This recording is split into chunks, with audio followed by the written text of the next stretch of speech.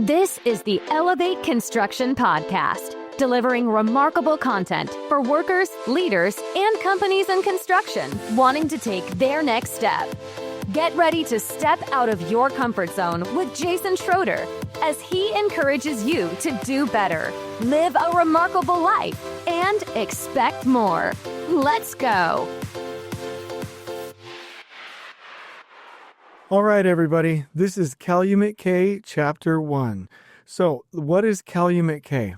First of all, let me say that it's spelled C-A-L-U-M-E-T and then K. And the description of the book talks about a location of a construction project, and this story is about an American builder. Now, Calumet K is a book that now is in the public domain in its original form. Some other people have published it and have now put their spin on things and added questions at the end, things like that. But this book is in the public domain, so I'm allowed to record it and give it to you now. Where did I find out about this? So a project director in Boise, Idaho, told me about this book, and he gives this book to read in print version to any superintendent or project manager that needs help with urgency, meaning the drive and problem solving and wisdom and fortitude to get through a project, which is something that we need. You know, there's a way to create flow and cleanliness and organization and stability and the right sizing of inventory buffers, and at the same time have an insane amount of urgency. You know, like the Empire State Building, built in 18 months, we couldn't replicate that today if we wanted to, was built basically from a tact plan or a graphical schedule, and it was, materials just in time.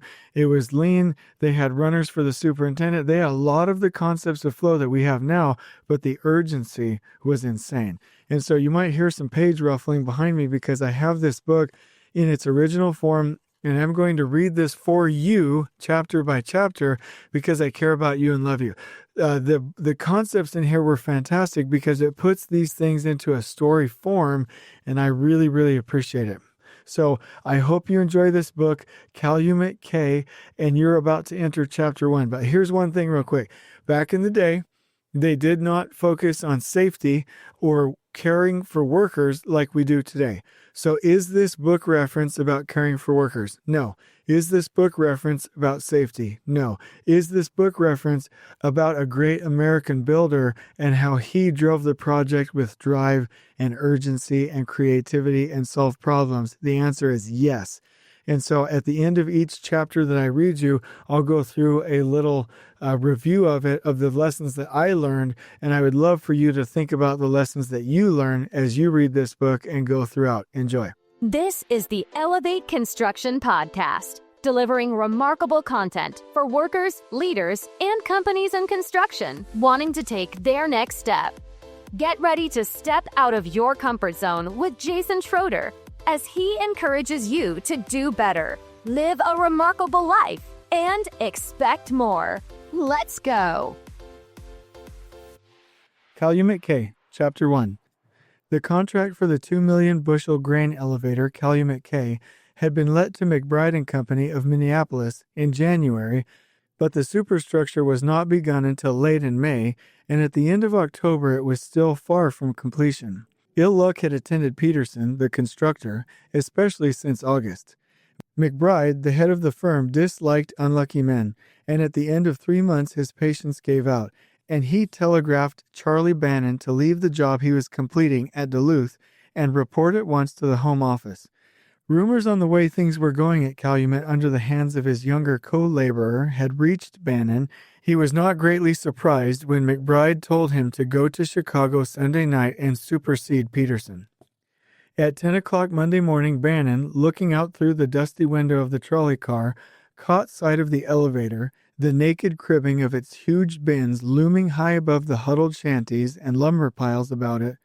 A few minutes later, he was walking along a rickety plank sidewalk which seemed to lead in a general direction toward the elevator. The sidewalks at Calumet are at the theoretical grade of the district, that is, about 5 feet above the actual level of the ground. In winter and spring they are necessary causeways above seas of mud, but in dry weather everyone abandons them to walk straight to his destination over the uninterrupted flats. Bannon set down his handbag to button his ulster, for the wind was driving clouds of smoke and stinging dust and an occasional grimy snowflake out of the northwest. Then he sprang down from the sidewalk and made his way through the intervening bogs and, heedless of the shouts of the brakemen, over a freight train which was creaking its endless length across his path to the elevator site. The elevator lay back from the river about 60 yards and parallel to it. Between the main line of the C&SC, 4 clear tracks unbroken by switch or siding. On the wharf along the big pile of timber was the beginning of a small spouting house, to be connected with the main elevator by a belt gallery above the C&SC tracks. 100 yards to the westward up the river, the belt line tracks crossed the river and the C&SC right-of-way at an oblique angle and sent 2 side tracks lengthwise through the middle of the elevator and a third along the south side. That is, the side away from the river. Bannon glanced over the lay of the land, looked more particularly at the long ranges of timber to be used for framing the cupola, and then asked a passing workman the way to the office. He frowned at the wretched shanty, evidently an abandoned belt-line section house, which Peterson used for headquarters. Then, setting down his bag just outside the door, he went in. "Where's the boss?" he asked. The occupant of the office, a clerk, looked up impatiently and spoke in a tone reserved to discouraged seekers for work. "He ain't here. Out on the job somewhere." "Palatial office you've got," Bannon commented. "It would help those windows to have 'em plowed." He brought his bag into the office and kicked it under a desk, then began turning over a stack of blueprints that lay, weighted down with a coupling pin, on the table. "I guess I can find Peterson for you if you want to see him," said the clerk. "Don't worry about my finding him," came from Bannon, deep in his study of the plans. A moment later he went out.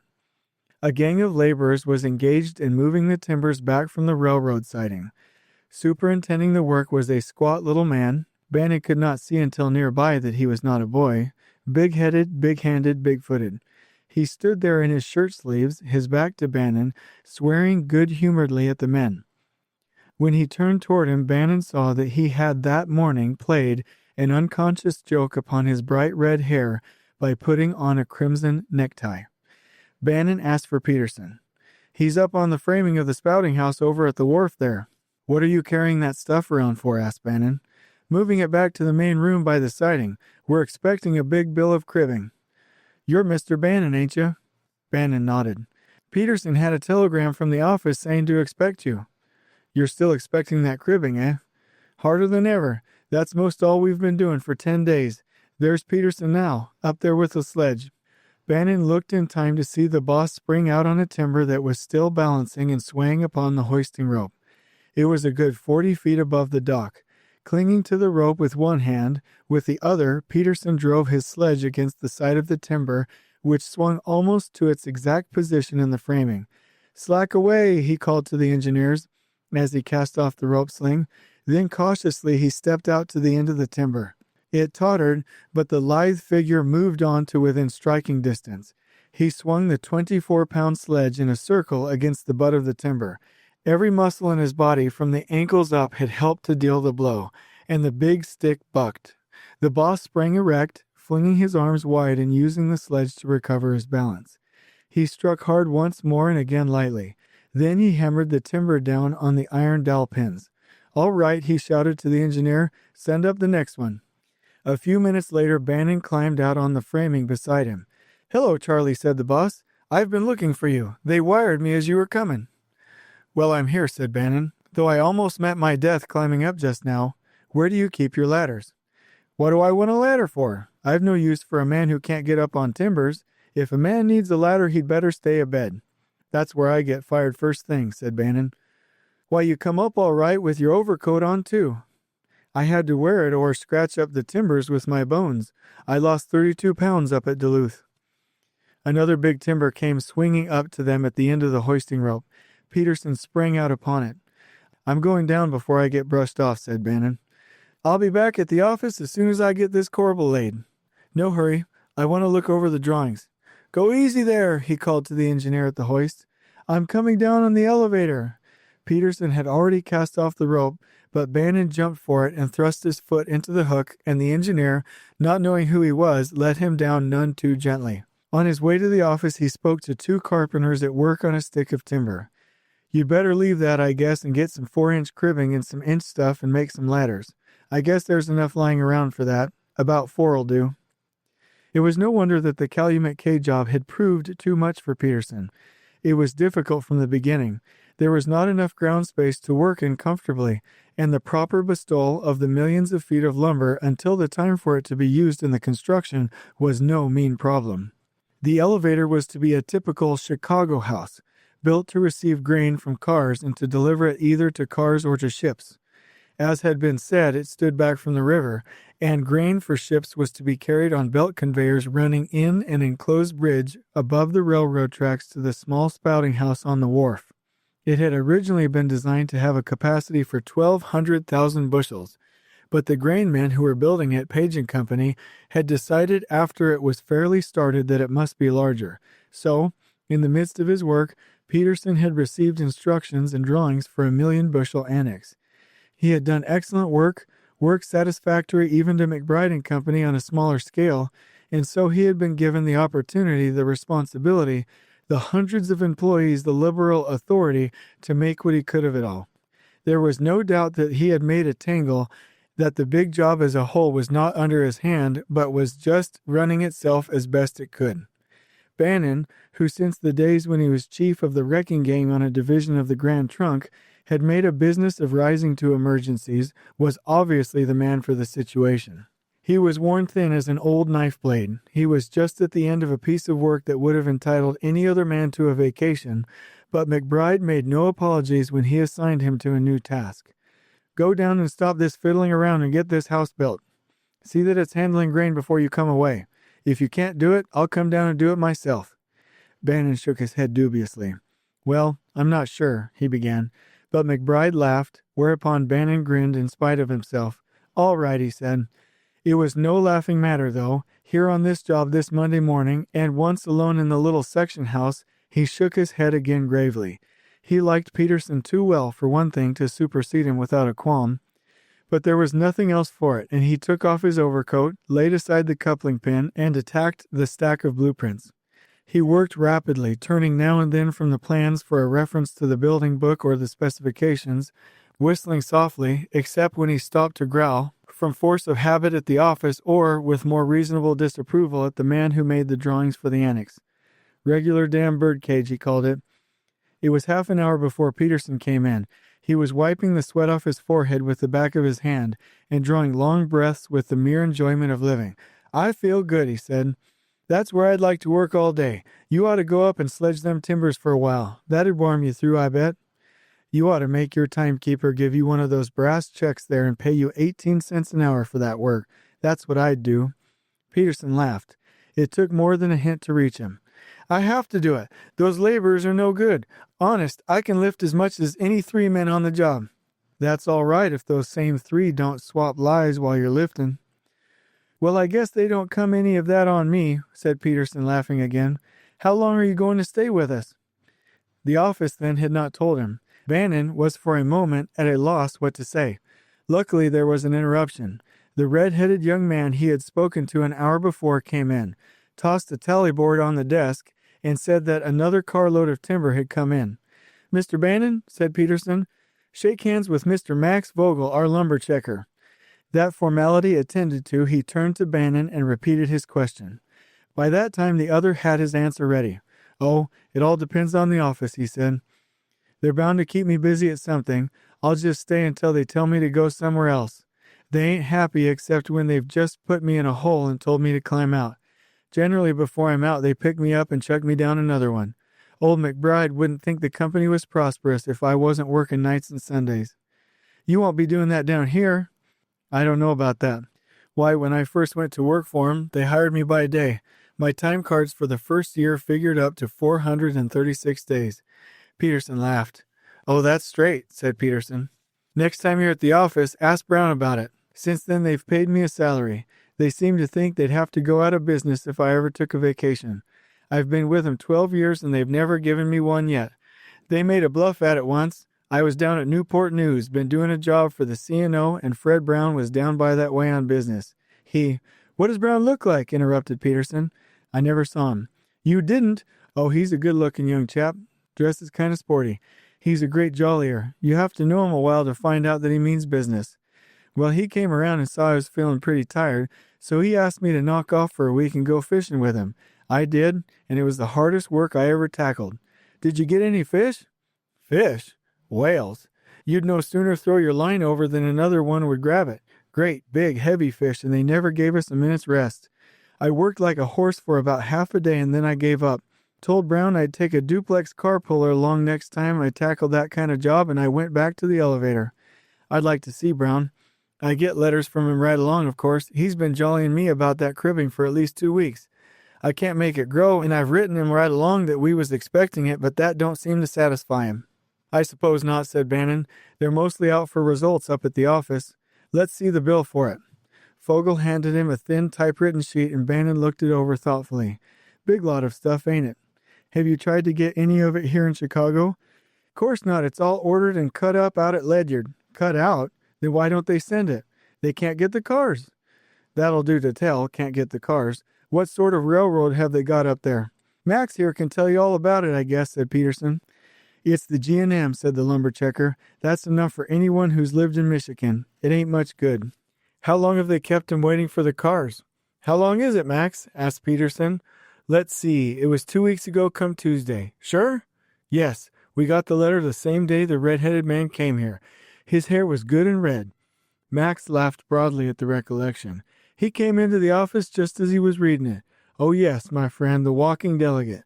What's that? Bannon snapped the words out so sharply that Peterson looked at him in slow surprise. Oh, nothing, he said. A darn little rat of a red-headed walking delegate came out here, had a printed card with business agent on it, and poked his long nose into other people's business for a while and asked the men questions, and at last he came to me. I told him that we treated our men all right and didn't need no help from him, and if I ever caught him out here again, I'd carry him up to the top of the gym pole and leave him there. He went fast enough. I wish he'd knocked you down first to even things up, said Bannon. Him? Oh, I could have handled him with 3 fingers. I'm going out for a look around, said Bannon abruptly. He left Peterson still smiling good-humoredly over the incident. It was not so much to look over the job as to get where he could work out his wrath that Bannon left the office. There was no use in trying to explain to Peterson what he had done, for even if he could be made to understand, he could undo nothing. Bannon had known a good many walking delegates, and he had found them, so far, square. But it would be a large-minded man who could overlook what Peterson had done. However, there was no help for it. All that remained was to wait till the business agent should make the next move. So Bannon put the whole incident out of his mind, and until noon inspected the job in earnest. By the time the whistle blew, every one of the hundreds of men on the job, save Peterson himself, knew there was a new boss. There was no formal assumption of authority. Bannon's supremacy was established simply by the obvious fact that he was the man who knew how. Systematizing the confusion in one corner, showing another gang how to save handling a brick twice, finally putting a runaway across the drillage of the annex, and doing 100 little things between times, he made himself master. The afternoon he spent in the little office, and by 4 o'clock had seen everything there was in it, plans, specifications, building book, book file, and even the payroll, the cash account, and the correspondence. The clerk, who was also timekeeper, exhibited the latter rather grudgingly. What's all this stuff? Bannon asked, holding up a stack of unfiled letters. Letters we ain't answered yet.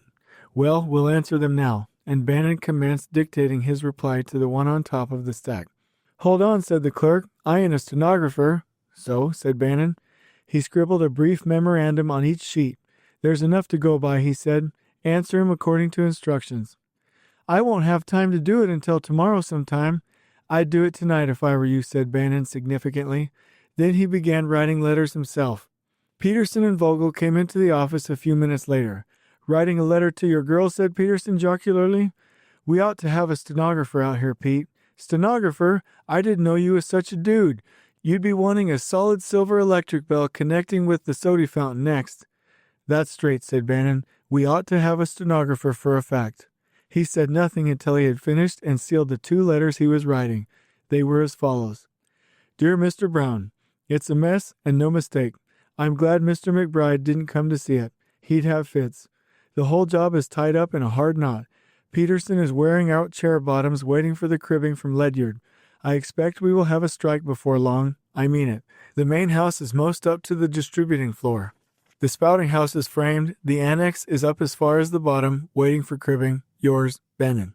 P.S. I hope this letter makes you sweat to pay for last Saturday night. I'm about dead. Can't get any sleep, and I lost 32 pounds up to Duluth. I expect to die down here. C.B. P.S. I guess we'd better set fire to the whole damn thing and collect the insurance and skip. C. The other was shorter. McBride and Company, Minneapolis. Gentlemen, I came on the Calumet job today. Found it held up by failure of cribbing from Ledyard. We'll have at least enough to work with by end of the week. We will get the house done according to specifications. Yours truly, McBride and Company, Charles Bannon. Okay, everybody, I hope you enjoyed Chapter 1, and so you might hear some pages ruffling in the background. I am off script, and I'm going to talk about some things here. So, and I've highlighted this book, this chapter, so that we can talk about it. So first of all, it says in here, McBride, the head of the firm, disliked unlucky men. And I like that. You know, in one of the books that I read, they asked, what do you think McBride meant by not liking unlucky men? What I take from that is that, certain men and women will act like victims. They'll say, oh, I'm not lucky, or this didn't happen, or they didn't do that, or they didn't do that. Owners of companies and owners of these projects and, team members don't expect us to whine and piss and moan and complain about everything and be unlucky. They want us to bring things back into control and use our drive and our urgency and our creativity to solve problems and bring it out of luck and into control and have that control of the project and drive. So it says McBride, the head of the firm, disliked unlucky men, and at the end of 3 months his patience gave out and he telegraphed Charlie Bannon to leave the job he was completing at Duluth and report at once at the home office. And so let me ask you a question. What's the difference between Peterson and Charlie Bannon? Peterson was an unlucky man and Charlie was not. What's the difference? It's urgency, it's drive, it's productive paranoia, it's problem solving, it's going forward, it's stepping outside of our comfort zone and just getting things done. Another part that I highlighted was, Bannon glanced over at the lay of the land, looked more particularly at the long ranges of timber to be used for framing the cupola, and then asked a passing workman the way to the office. He frowned at the wretched shanty, evidently an abandoned beltline section house, which Peterson used for headquarters. Now, a couple things. I like this image because Bannon is acting like a military general. Just like I've talked about in books and podcasts, he's out there surveying the lay of the land and taking it in, all of his senses, sound, sight, smell, taste, touch, everything, and assessing what's going on as a true leader will do. True leaders are attuned to all of their senses and they're productively paranoid. And I love that. So that's a perfect image. It's almost like when Mel Gibson stepped out of the helicopter in We Were Soldiers. He was glancing over the lay of the land and looking at things and taking it all in. Second part, he frowned at the wretched shanty. You've heard me talk about before the need for remarkable trailers, interaction spaces, signage, and things like that. We have to have supportive elements, a place to work, the tools and equipment, the training, the time to do things in order to be successful. And I like the fact that Bannon frowned at the wretched shanty, evidently an abandoned beltline section house, which Peterson used for headquarters. Peterson was not in tune with the fact that we have to have all of those supportive elements in place. And then Bannon said, palatial office you've got here, huh? And was kind of snarky about it. So he was an instinctive builder and knew that we had to have those supportive elements. Another part, he's up on the framing of the spouting house over on the wharf there. So being up there wouldn't be a problem, but once Bannon knew that he was working and driving a sledgehammer, what was your initial thought? What thought came to your mind? What principle came up? If you said or you're thinking, well, he needs to have his head above his backside and leading the men instead of working, then you're absolutely right. We need that superintendent, that leader of the project, leading, coordinating, moving, preparing, planning. And actually, Peterson was waiting for all this material to come from, I can't remember the place, but to come from this other location by rail line. and just expecting it and hoping for it, right? Instead of going and figuring out what in the world was going on. And he's out there, swinging a sledgehammer. So he's actually a worker or a foreman, not a superintendent. And if superintendents want to be superintendents, they'll get out of doing the work, they'll take their bags off, and they'll get to leading the project and doing the hard things, which is shown in the next section that I highlighted. Moving it back to make room by the siding, we're expecting a big bill of cribbing. You're Mr. Bannon, ain't you? Bannon nodded. Peterson had a telegram from the office saying to expect you. You're still expecting that cribbing, eh? And so what Bannon was talking about there in my mind, my interpretation is, oh, you're expecting it. He's up there with a sledgehammer and you're expecting things to work. No, that's not how it works. You need to figure it out. Okay, next section. When Bannon was up there talking to Peterson, he said, well, I'm here, said Bannon, though I almost met my death climbing up just now. Where do you keep your ladders? And then Peterson said, what do I want a ladder for? I've no use for a man who can't get up on the timbers. If a man needs a ladder, he'd better stay abed. And then Bannon basically agreed with him and said, well, that's where I get fired first thing, said Bannon. So what's the difference here? It seems like Peterson feels like he's super tough and rough and that everybody ought to just buck up and get it done. And Bannon's like, we need to take care of the workers. We need to get ladders up here. We need to be efficient with our time. We can't be wasting time climbing up and down this damn thing and risking for safety, right? So I really feel like Peterson just does not get it. He's into the macho, I'm strong, I can pound timbers, which some of our superintendents in our industry get used to as well, and it's not good. We need to realize that superintendents are leaders, they're managers. They build leadership teams. They design the offices. They plan for logistics. They remove roadblocks. They have hard conversations. They make sure we're having remarkable meetings. They scale communication. They are not, and I repeat, they are freaking not out there working with the workers unless it's like unplugging a toilet or helping them every now and then to see what kind of cleanliness you'd expect, okay? Now, people better be humble enough to do it, but they shouldn't be doing it. Here's another section. You'd better leave that, I guess, and get some 4-inch cribbing and some inch stuff and make some ladders. I guess there's enough lying around for that. About 4 will do. So Bannon wasn't just going to trust Peterson to get it done. He got it done himself. And if you want to create urgency in another superintendent, especially a subordinate, and they're not getting it done, go get it done yourself. And after a while, they'll get annoyed and pissed off, and they'll be like, damn it, he keeps doing this stuff before I get to do it, and they'll pick up their pace. So 2 points there. He's communicating to Bannon the sense of urgency because once those ladders are built, Peterson will notice, I'd better do my damn job or somebody else is going to do it. And then secondly, he cares enough about safety to go get it done himself. Then it says it was no wonder that Calumet K job had proved too much for Peterson. It was difficult from the beginning. There was not enough ground space to work in comfortably, and the proper bestowal of the millions of feet of lumber until the time for it to be used in the construction was no mean problem. And so here's the message to all the superintendents. If you are used to not keeping a to-do list, not writing things down, not studying the drawings, not taking a job walk, not scheduling your project, and not using lean systems, not learning organization, not doing these things, but you've gone and done a small job successfully, and you're like, oh, I can take on a bigger job. You're doing the same thing that I always have been.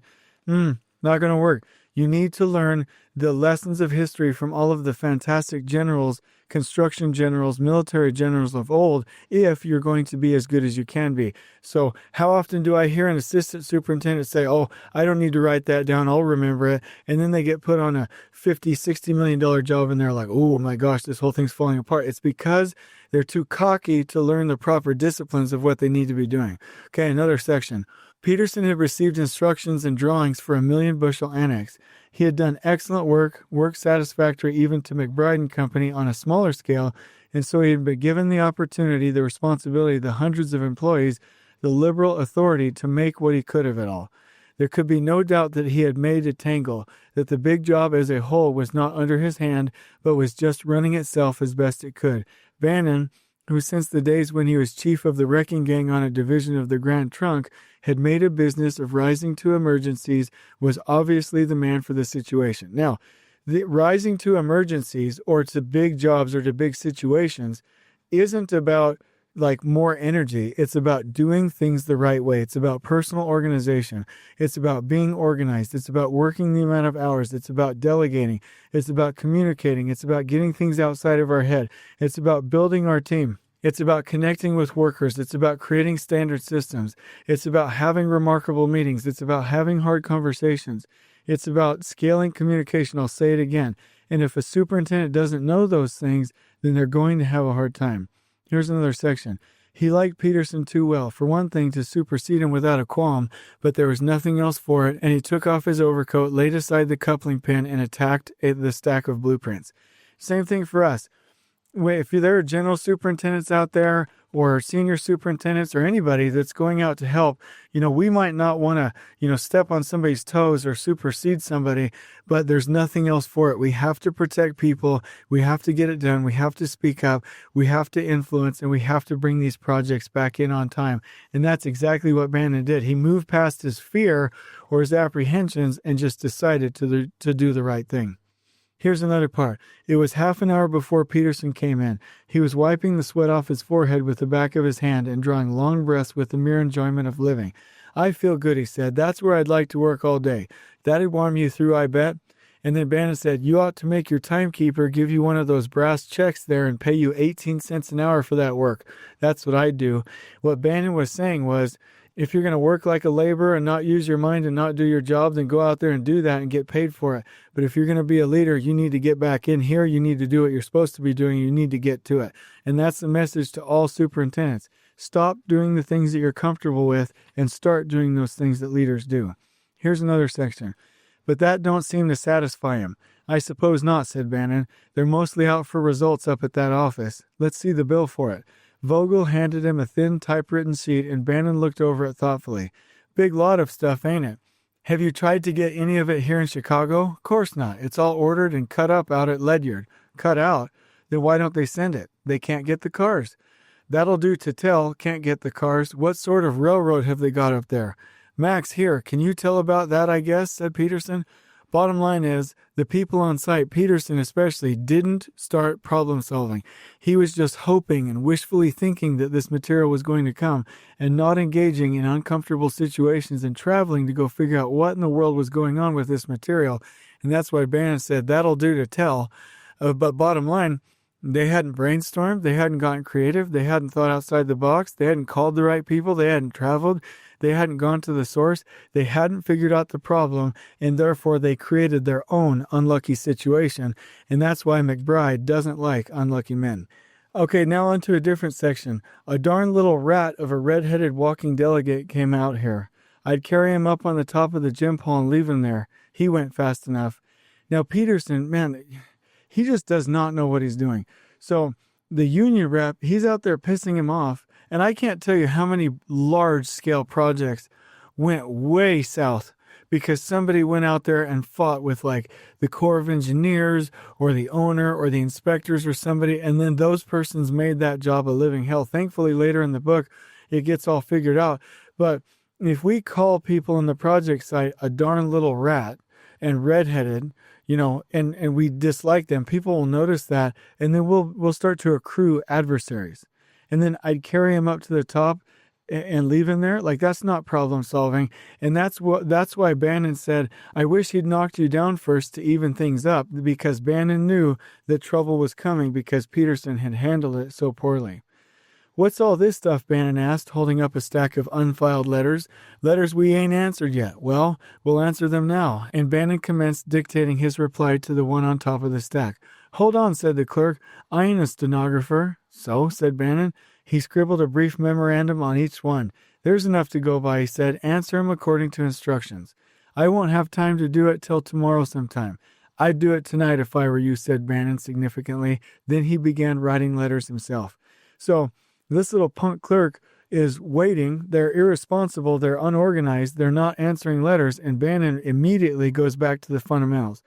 Like for us, as superintendents, answer phone calls, return emails, make sure that you're returning communication, be disciplined with organization. Peterson wanted to be out there slinging a sledge and, getting his feeling of importance with the men like that instead of doing his job. And so that's why Bannon immediately set out to do the responsible thing, to communicate, to know what's going on, and to return those letters. I really like that part. You can always tell an amateur superintendent, they're the ones that discount technology and Outlook and emails and texting and the software programs. And they're like, I'm just not that good with technology. I'm like, okay, well, then you're not a real good superintendent. You need to figure out how to do everything. A superintendent should be good enough to where you could step in for the PM if need be. And that project needed good communication systems. And that's why Bannon said this. We ought to have a stenographer out here, Pete. Stenographer, I didn't know you was such a dude. You'll be wanting a solid silver electric bell connected with some soda fountain next. And, eventually I think in the book you'll end up liking Peterson more, or I will. But that is so stupid. We have to have the right resources out on a project site, and we can't ignore those things that make for proper communication. Again, Peterson is really just a foreman, or at best, a lead foreman or a general foreman. He's not a superintendent yet. And so those are my reflections from the first part. Ask yourself some of the questions from the things you read in the book. And let's get ready for chapter 2, because this is some amazing content, and I hope you've enjoyed it. On we go. Please join us next time in elevating the entire construction experience for workers, leaders, and companies coast to coast. If you're enjoying the show, please feel free to share with your construction colleagues and help us spread the word by rating, subscribing, and leaving a review on your preferred podcast listening platform. We really appreciate it. We'll catch you next time on the Elevate Construction Podcast.